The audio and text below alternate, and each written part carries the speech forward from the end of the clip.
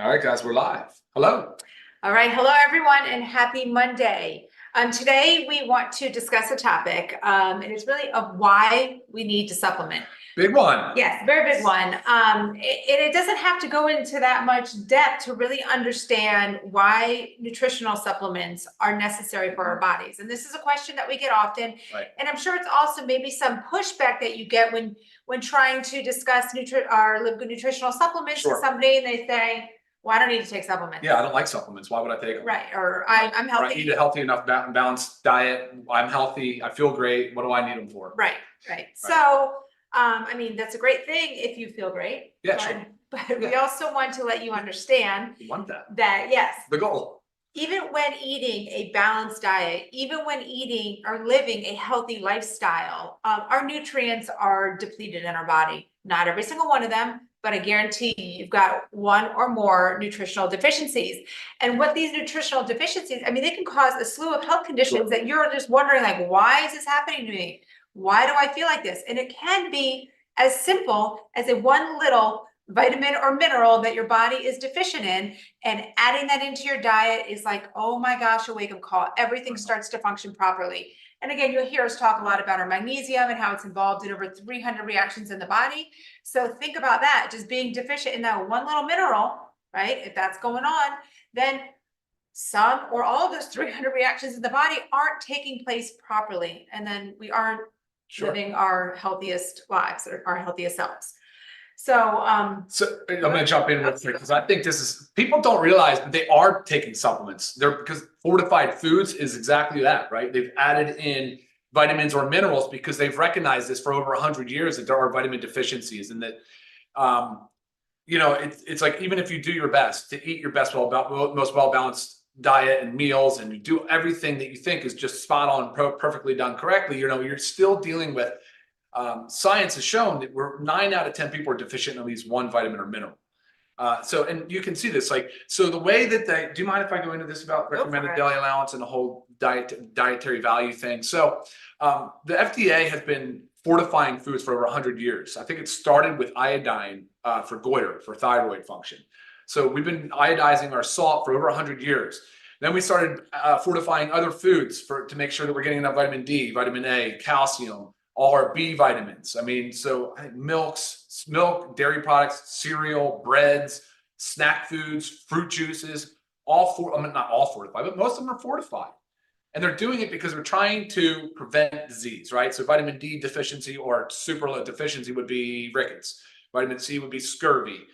There's a vitamin B deficiency. And so that's the case with most vitamins and minerals. And the way that the labeling requirements on foods now with the FDA, they follow their dietary value or daily value. And that's based on the RDI, recommended daily intake. This does not take into account age, gender, pregnancy status, nothing.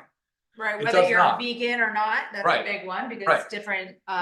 You're lacking different nutrients. Yeah, and so it really doesn't take any of those variables into account. So you can imagine the amount of inaccuracy there is, though. So, and they're doing this when you look at a dietary nutrition label, supplement facts label, you're seeing the percent daily value based on the RDI. So again, no age, no gender, not taking into account that, but they're only listing it to prevent disease. They're not trying to say, here's what optimal health might look like. Because again, there's no magic bullet, there's no absolute certainty as to what one particular person should be taking in a vitamin or mineral. Right. And we know this. And Lisa and I are both huge advocates for eating whole foods and clean, healthy foods. But we know at the end of the day, despite all of our best efforts, and it's what we would love for everybody to do, is eat all of these foods and get all of your vitamins and minerals and be perfectly healthy, but it's just not happening.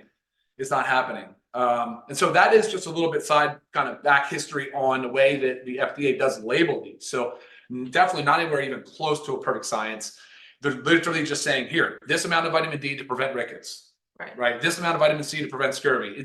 So again, we're not in the world of just identifying and preventing disease. We're saying we want to optimize health.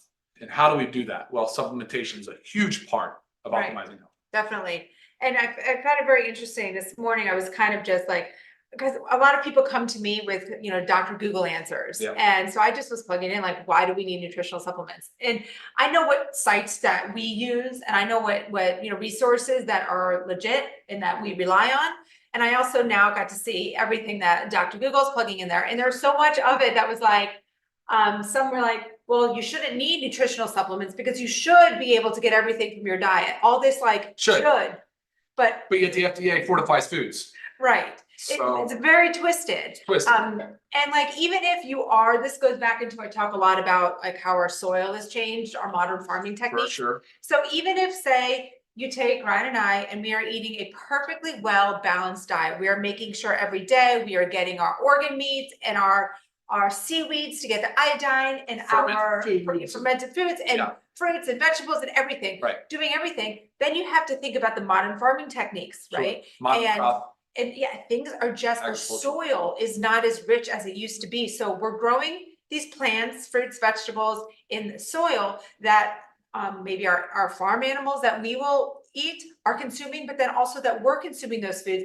And then the animals are not getting the same nutrients. And then we eat the animals and we're not getting those nutrients, or we eat the plants and we're not getting the same nutrients. So we think we're doing ourselves a great job. And on paper, it looks really good. But then if you really go and get your blood level tested, your micronutrient level tested, then it's like an eye opener. It's like, God, I thought I was doing so well and I'm deficient in this, and this. Enter nutritional supplements. Good point. That was solid. I get my micronutrients tested. I try to do yearly. And that way I just know for myself, and it is forever changing. Okay. Not think, you can't just do it once and expect that to be it. Unfortunately, it is like an out-of-pocket expense. I will tell you guys, I have a list of a few ones that you can do online. If your practitioner does not do it, because it's typically from like a lifestyle medicine doctor or a functional medical doctor that will do these tests. But super, important to do if you really want to understand. There's other things that deplete our nutrients. Big one is mental and physical stress. Depletes our bodies of nutrients. I think almost everybody out there has a level of stress. Okay. And so then what's that doing to your body? Again, depleting those nutrients. So you think you're doing everything great, but then you're stressed out. Life is busy, kids, this, that, financials, and then our nutrients are depleted.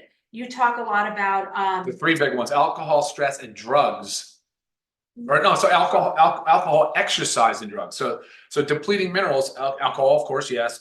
Exercise, we know for sure, absolutely does. And going back to the whole idea that they're not accounting for age, gender, or pregnancy status. Imagine three brothers. Imagine this one that's 20 years old in the military, active duty, very physically fit, very demanding life.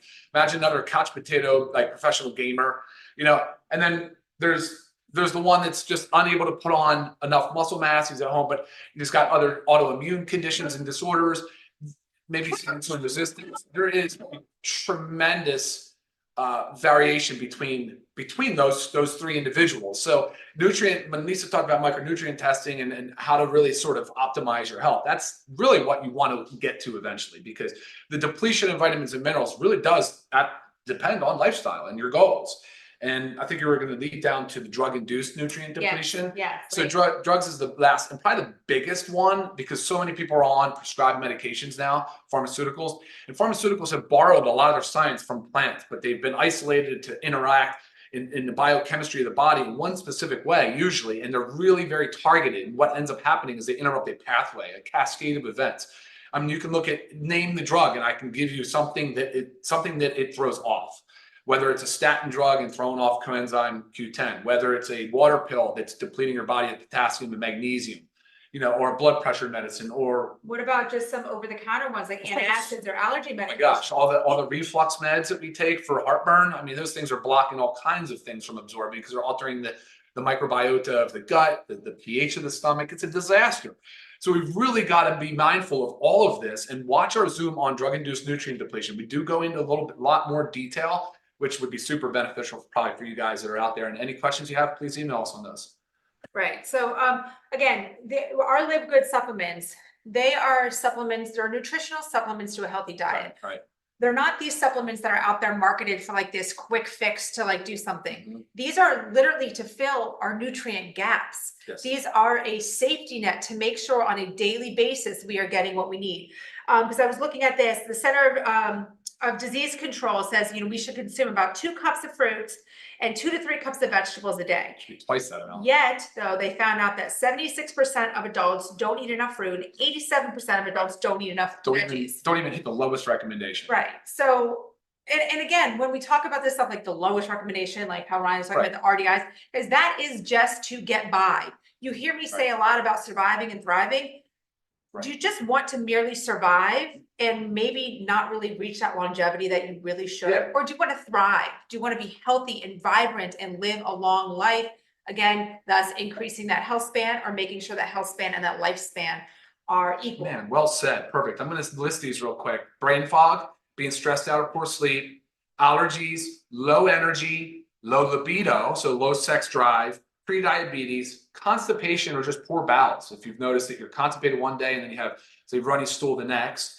What about infections and poor skin, mood swings, slow recovery, and body aches? And that's, if any of those, if you experience any of those are not normal. That is not to be normalized, and it has become normalized in our society. And it really shouldn't be, because if you're dialed in your nutrition, if you dial in your sleep, your stress, your nutritional supplements, your exercise, the lifestyle, the pillars of health, these should be rare. These should be like, no, I don't deal with any of that. No.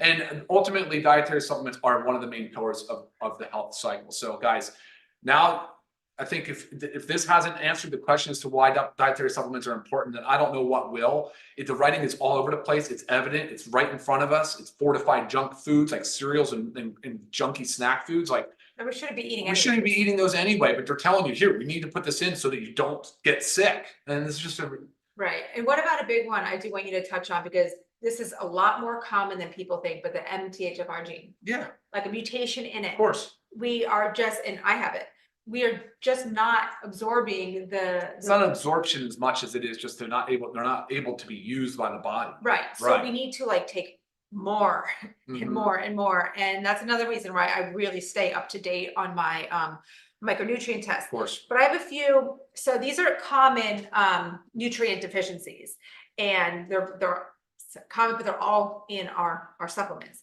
And I want you to think about this. Okay, well, do I eat enough of this to make sure that I'm not deficient in this? So big one. Okay, iodine is very common nutrient deficiency. And like Ryan had mentioned earlier, it affects the thyroid. Are you eating your seaweed every day? Are you eating seaweed every day?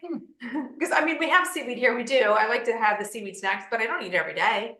D3, very prominent in fatty fish and egg yolk. But here comes a lot of these are going to be common denominators of like the fatty fish and the egg yolk. But you think about this: we're told we're not supposed to eat too much fish because of our, PCB, polluted, PCBs, mercury, heavy metals, polluted ocean. Right. So you can say, oh, well, have your fatty fish 1 to 2 times a week. Well, therefore, you're not getting what you need to be getting from it, because you need this stuff on a daily basis. Iron, very prominent in red meat, organ meat, sardines. We do a good job with our organ meat, we try, but I know a lot of people don't. It's not really something that we enjoy eating. You kind of sneak it in there. Red meat, you're told not to eat it all the time. So just things that, again, we're not eating on a daily basis. B12, very common, again, high in organ meats, dairy. Vitamin A is a big one. Here comes your organ meat, and then your fish liver oil. Calcium, big, magnesium. But again, these are very common nutrient deficiencies that, again, are very hard to get from a diet on an everyday basis. Not to mention, we enter in our super reds and super greens, those phytochemicals. Same thing goes from modern farming. It is stripping the phytochemicals from our plants. We've got to make sure we're consuming these every day. Well, we're depleting the soil down to just dirt, right? We're not regenerating it. The plants don't have a way to thrive, so we continue to increase fertilization. We're dealing with increased pests, so we're using pesticides. Then we're like, oh, wait a minute, we need to develop GMO crops that can handle all the pesticide, and glyphosate resistant. You're like, whoa, these crops are certainly not as nutrient dense as they really should be or once were. Right. Right? Yeah, so the GMO, like the whole thing is just a cycle. It's all, and we look, it's okay to admit our mistakes. We've gone down the path of this mass food production and tried to do it with large monocrops and it very obviously failed, and we're not correcting our actions quick enough. And so therefore, we just aren't getting the nutrients and the quality of the food. Right. And I didn't even touch on the fact that, and I think we all know this, but like this is real, organics. If you are not buying organics, like when they test, what was I listening to? I think on the podcast, they're talking about tomato, right? A conventional versus an organic tomato. And the nutrient profile was night and day different. I mean, the conventional tomato was like just depleted of all its vitamins. Organic is still not exactly what it should be, right? Exactly. So, but so again, you're trying to do a good thing. You're going to buy your organics, but it's hard to also buy everything organic. I mean, I go to the grocery store and I look at my thing of raspberries that's this big and it's like $6.99. I'm like, oh my gosh, but the conventional one is like $3 cheaper, but then I know, like, what's the point? I'm not going to get those nutrients. I might get the yummy taste, but I'm not going to get the nutrients. And then I'm exposing myself to pesticides, which are further going to deplete my body of its nutrients. There's a cycle. Guys, thank you so much for tuning in. Do you want to look at Yeah, let's just see if there's, did you scroll already? Yeah, go ahead, go to the top. Just scroll down. We'll try to go real quick through. We didn't even talk about the supplements, but it's pretty clear. Like the way that Live, like you said, Live Good fits a sort of a paradigm shift, not necessarily a magic bullet once, like, you know.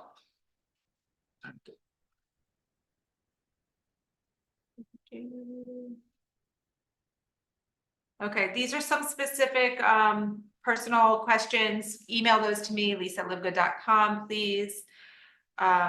Difference between super reds and super greens, the ingredients.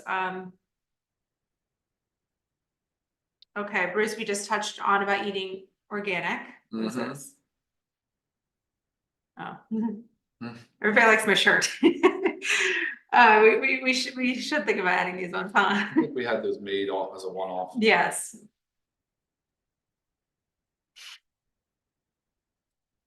Yeah, all right, guys. Well, a lot of great questions, but again, they don't really apply to. Look at them. You got it. Going too fast for my eyes.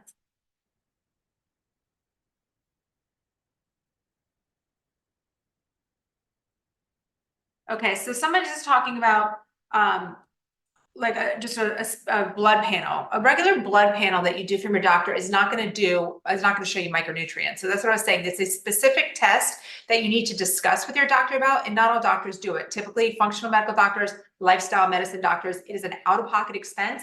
Really ranges anywhere from like $300, $600. Like, it's no joke, but I do really recommend doing it. And again, I did say I would list the ones that I know you can do online. So Let's Get Checked, Everly Well, and My Lab Box.